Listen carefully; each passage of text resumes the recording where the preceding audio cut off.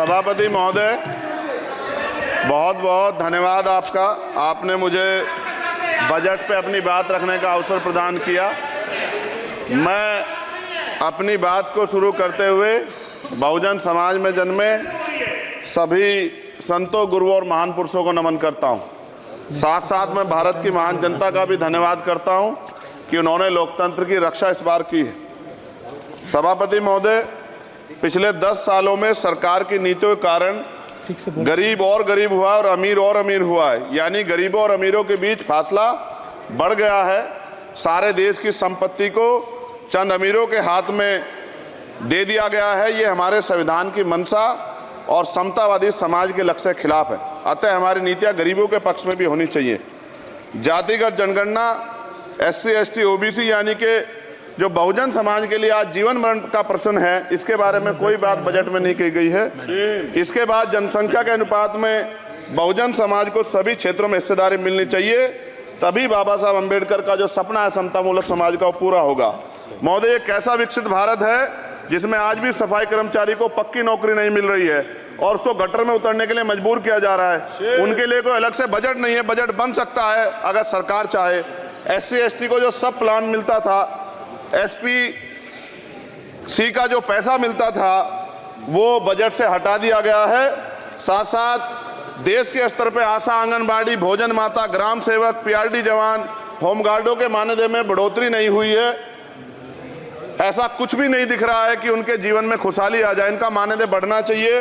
विधवा, वृद्धा, विकलांग पेंशन प्रत्येक महीने 500 रुपये से बढ़ाकर 5000 रुपये की जानी चाहिए, क्योंकि महंगाई बढ़ रही है।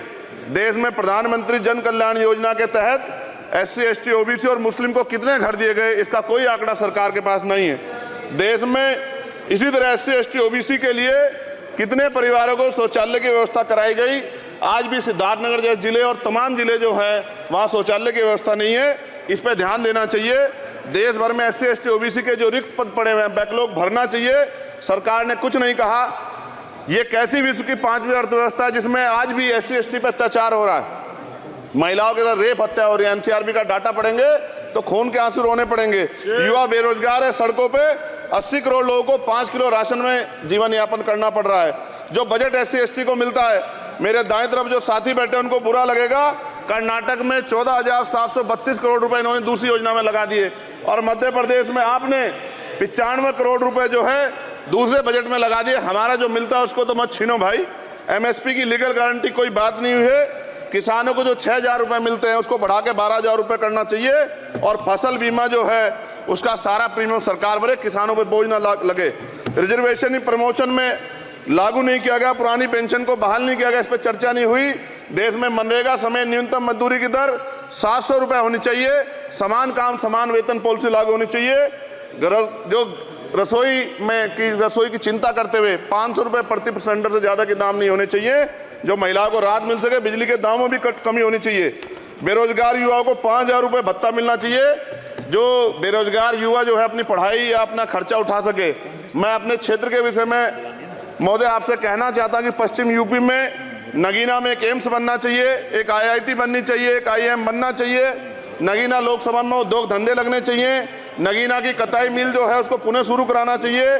RRTC जो योजना है सरकार की, उसको मेरठ से आगे बढ़ाकर मुजफ्फरनगर, सहारनपुर से नजीबाबाद, नगीना होते हुए उसको नगीना तक ले जाना चाहिए। साथ साथ नजीबाबाद से मुंबई के लिए एक ट्रेन चलनी चाहिए और नगीना, श्योरा, किरतपुर में रेलवे के ओवरब्रिज बनने चाहिए। सभापति महोदय, सामाजिक न्याय मंत्रालय को 13,000 करोड़ रुपए दिए गए और जनजाति कार्य मंत्रालय को 13,000 करोड़ रुपए दिए, कुल 26,000 करोड़ रुपए। जो कुल बजट 48.20 लाख का लगभग 0.54% है, जबकि हमारी संख्या 25% से ज्यादा SC, ST की और बहुजन समाज की मिलाओगे तो 85% से ज्यादा है। और हमारे विकास के लिए सरकार 1% पैसा खर्च कर रही है, जो मिलना हमें चाहिए, जबकि मिलना हमें 25% चाहिए। ये ऊंट के मुंह में जीरा के समान है, कहावत हमने बहुत दिन सुनी थी। पिछले लंबे समय से हमारे साथ धोखा हो रहा है, लेकिन अब ये नहीं चलेगा। चंद लोगों की तराजू से देश के संसाधन नहीं बटेंगे। इस देश का बहुजन समाज बर्दाश्त नहीं करेगा। संसाधन का बंटवारा संख्या के आधार पर होगा। माननीय काशीराम साहब नारा लगाए थे, ना तो वोट हमारा राज तुम्हारा चलेगा, और आज हम कह रहे हैं ना ही वोट हमारा और नोट तुम्हारा चलेगा। इस बात का भी ध्यान जो है सरकारों को देना पड़ेगा। आपके माध्यम से सरकार से मेरी एक मांग है, सरकार इस योजना का लाभ भी अपने आप ले ले, श्रेय भी ले ले कि 1 लाख रुपए सालाना बहुजन समाज के अत्यंत गरीब परिवारों को दे। 10 लाख करोड़ रुपए खर्च होंगे, लेकिन इस 1 लाख रुपए की योजना से एक झटके से एक परिवार गरीबी की रेखा से ऊपर आएगा और इनके बच्चों को कुपोषण खत्म होगा, अच्छी शिक्षा मिलेगी, महिलाओं को सम्मानजनक जीवन मिलेगा और इससे वास्तव में सबका साथ सबका विकास का नारा सार्थक होगा। अगर प्रश्न ये होगा कहां से आएगा, तो उसका जवाब ये है कि जब अमीरों का 16 लाख करोड़ रुपए माफ हो सकता है, कॉर्पोरेट टैक्स का घटाकर लाखों करोड़ रुपए का चूना सरकारी खजाने को लगाया जा सकता है, पेट्रोल डीजल के दाम 10 गुना एक्साइज ड्यूटी बढ़ाई जा सकती है, तो गरीबों को सरकार पैसा क्यों नहीं दे सकती। महोदय, समय आ गया है, अब निजी क्षेत्रों में आरक्षण की व्यवस्था होनी चाहिए। SC ST OBC को निजी क्षेत्रों में आरक्षण मिलना चाहिए। और मेरी आपसे ये भी मांग है, क्योंकि अब समय की मांग है और देश तेजी से आगे बढ़ रहा है, तो मैं कहूँगा कि सरकार का जो सबका साथ सबका विकास का नारा लगभग वो असत्य महसूस होता है, क्योंकि अल्पसंख्यकों में मुसलमानों, जैनों, सिखों, बुद्धिस्टों के लिए कुछ दिख नहीं रहा, उनकी कल्याण कोई योजना नहीं है। मदरसों को जो बजट मिलता था वो कम कर दिया गया है, आर्थिक तंगी से लोग मर रहे हैं, इंटर्नशिप की बात हुई है, परमानेंट रोजगार नहीं है। और दिल्ली में क्या हुआ बच्चों के साथ कल, उनकी सुरक्षा की जिम्मेदारी क्या है? वो आए तो बनने थे IAS IPS और बन क्या गए, लाशें बन के गए। यहाँ से कोई ध्यान नहीं दे रहा है, किसी की नजर नहीं है। साथ साथ मैं आपसे ये भी आग्रह करूंगा कि हम ग्रामीण क्षेत्रों से आए लोग देश से बड़ा प्रेम करते हैं और हम ये महसूस करते हैं कि सरकारें हमें सुनेंगी, सरकारें हमारे बारे में सोचेंगी। लेकिन ऐसा महसूस हो जाता है आज़ादी के 75 साल बाद, और जिसको अमृत काल कहा जा रहा है, आज भी SC ST OBC के लोगों पर अत्याचार हो रहा है। अभी 2 दिन पहले गोली से उड़ा दिया गया गाजियाबाद में और राजस्थान में गर्दन काट दी गई। ये घटनाएं देख के डर लगता है, घर से निकलते हुए भी कि आने घर वापस लौटेंगे नहीं लौटेंगे। तो मेरा सरकार से आग्रह है, अगर आज़ादी के 75 साल बाद भी हमारी हत्या हो रही है, तो हमारी मां को भी दर्द हुआ होगा जब उसने हमें पैदा किया होगा, हमारी बहनों को भी हमारे खोने का दर्द होता होगा। कैसी कानून व्यवस्था है आपकी, सब कुछ है आपके पास, फिर भी जो है महिलाओं पर रेप नहीं रोक पा रहे हो, हत्याएं नहीं रोक पा रहे हो, गरीबों, दलितों, पिछड़ों, किसानों, मजदूरों की जान नहीं बचा पा रहे हो। किसान सुसाइड कर रहा है, नौजवान सुसाइड कर रहा है, और बड़ी बड़ी बातें होती हैं, इधर भी अच्छे लोग हैं, इधर भी अच्छे लोग हैं, लेकिन अच्छाई तब होगी जब जमीन पे भी कुछ काम दिखाई देगा। और जमीन पे महोदय कोई काम दिखाई नहीं दे रहा है। जब कोई योजना की बात आती है तो सरकार हमसे मुंह मोड़ लेती है। आप बताइए, एजुकेशन का बजट कम कर दिया, हेल्थ का बजट कम कर दिया। मैं अपने क्षेत्र में गया तो आप विश्वास कीजिए, डॉक्टर नहीं है, स्कूल में मास्टर नहीं है, और कोई भर्ती ऐसी नहीं जिसका पेपर लीक नहीं होता है। तो देश किस तरफ जा रहा है और इसमें नौजवानों का भविष्य क्या है, इसके बारे में हमें चिंता करनी चाहिए। और अंत में अपनी बात को खत्म करते हुए मेरा आपसे आग्रह और आपके माध्यम सरकार से आग्रह है कि यहाँ बाहर बाबा साहब अम्बेडकर की मूर्ति लगी हुई थी एक, वो करोड़ों लोगों की आस्था से जुड़ा विषय है, और आप विश्वास करो इतना गुस्सा है उसको लेके।